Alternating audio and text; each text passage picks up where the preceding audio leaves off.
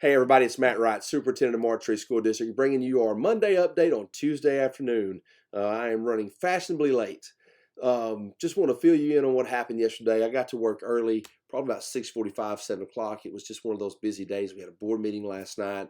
Got that done. Took my last work-related phone call last night about 8:30. And when 8:45 rolled around, y'all, I just wanted to go home and see my babies.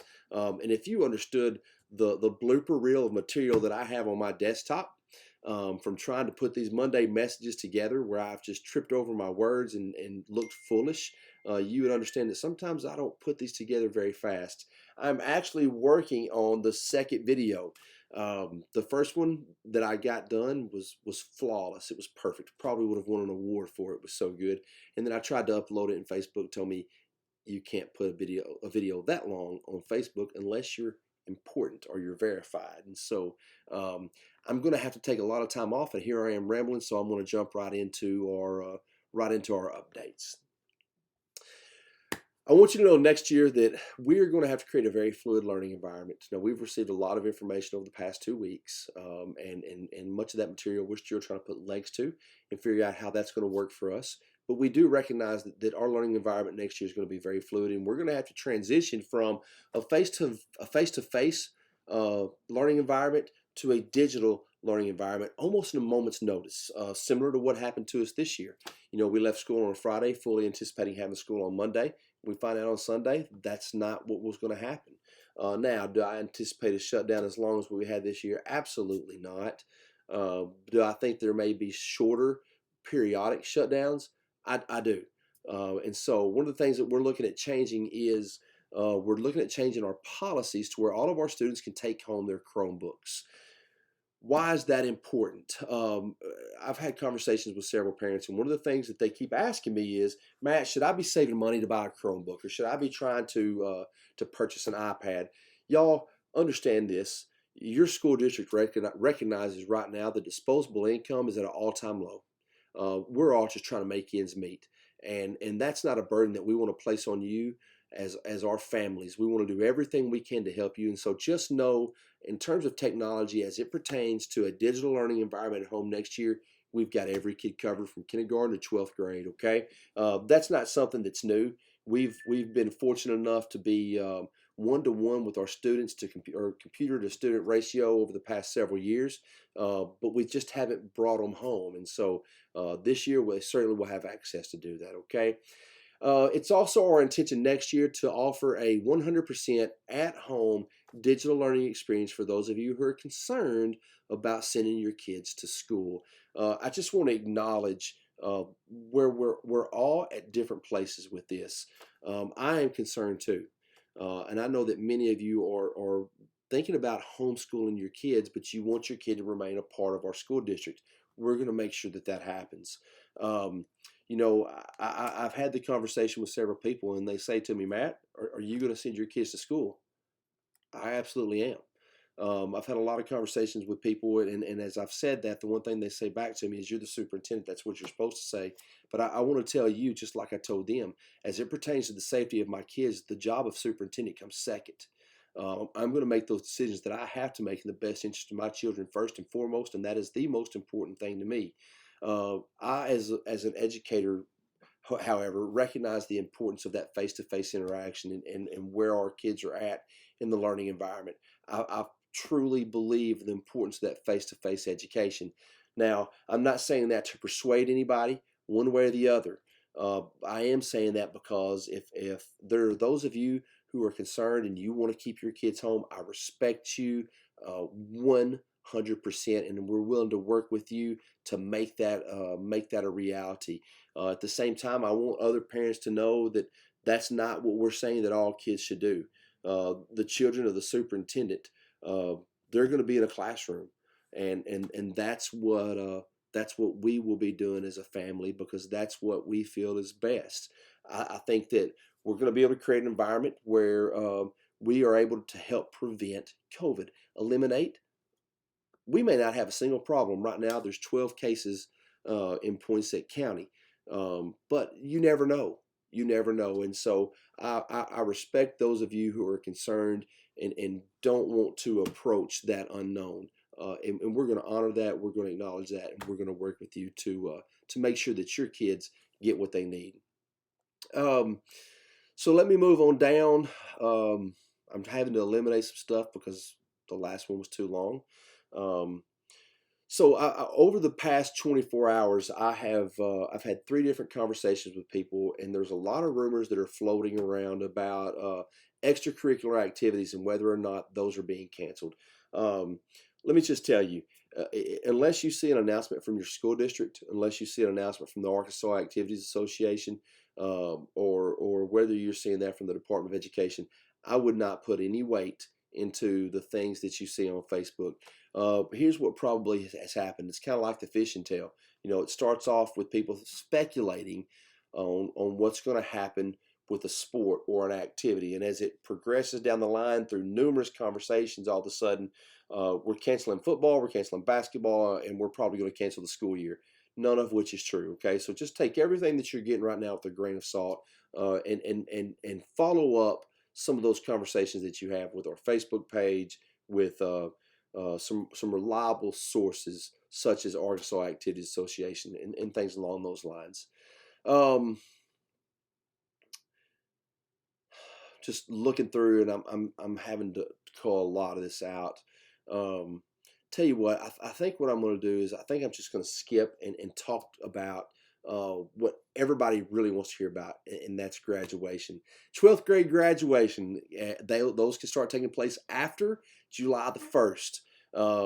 And what we have to do as a school district is we're going to have to submit a plan to the Department of Education or the Department of Health and tell them exactly how we're going to achieve that. Now, they've done a great job of providing us guidelines and giving us some routines that we're going to need to follow during that ceremony, and we absolutely are going to follow them. So I don't think that the approval will be an issue. The Department of Education has done a phenomenal job of working with its schools to make some of these ceremonies happen. And it looks like we're going to get to have that graduation ceremony that we told you from the beginning was important to us. And so let me share some of the details with you that we are building into our plan right now, that has yet to receive approval. But I think it's important for you to know these things in terms of planning for your family. So the first thing is we're changing the venue. We've been fortunate to be able to take our graduation ceremony to Arkansas State University Fowler Center, which is just a beautiful place, and it's been a great venue for us, and has done exactly what we wanted to do with it in terms of hosting our graduation ceremony. However, when we start dealing with things like social distancing, and when we start dealing with the having to skip rows in terms of seating, I think we can do a better job at our football field. Now, understand that it's July and it's going to be hot, and we are going to have to wear masks. Now, we want to do this service justice, but we also recognize with it being hot, with people having to wear masks, we don't want it to be unbearable. So we're going to do everything we can not to let this ceremony drag on too long. So one of the things that we know, or that we have learned, is that the criteria for quarantine in the state of Arkansas right now is if you have been within 6 feet of someone who has COVID for longer than 30 minutes. So those are the two numbers that are floating around that we're trying to beat, per se. Now, will graduation ceremony last longer than 30 minutes? It very well could. But our target is going to be a efficient, organized graduation ceremony that honors the kids in the way that it should, and we're shooting for about 30 to 40 minutes. Now, that's exactly what it's been in the past.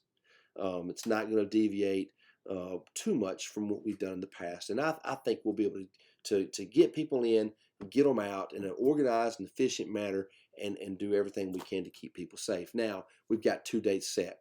The first date is July the 23rd at 6 p.m. Now, July the 23rd has been the date that we've told you from the very beginning. Now, we are moving it up 1 hour.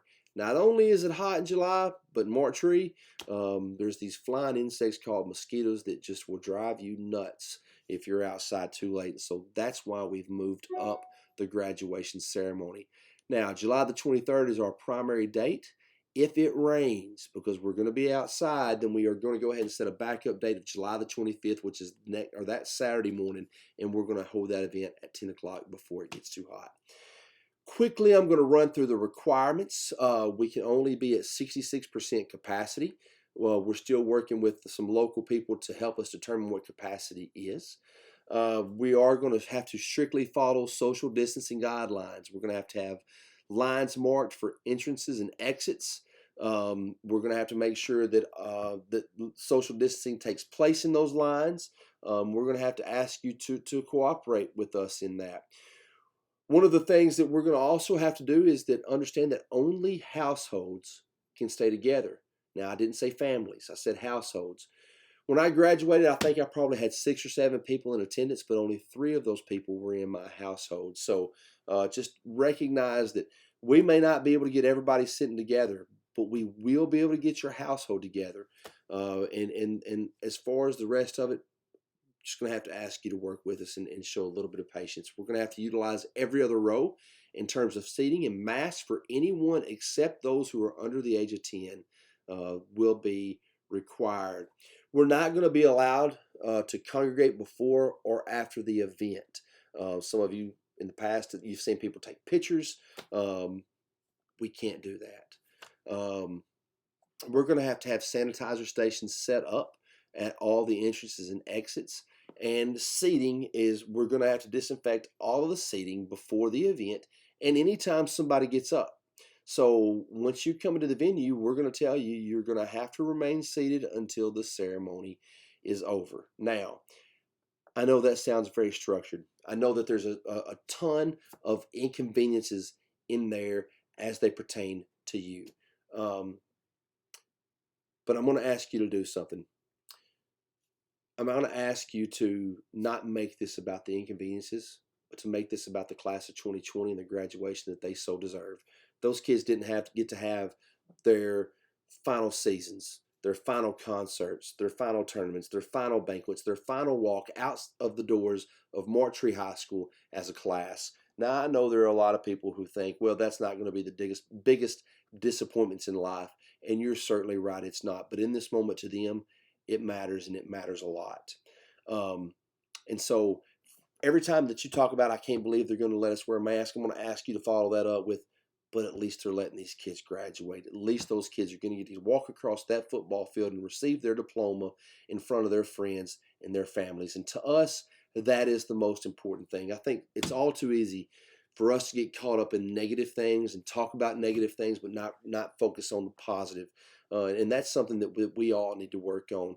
The most important thing to me in this moment, the most important thing to our school board, to our administration, and to the teachers is that the class of 2020 gets that traditional graduation ceremony that they have worked for since they started school.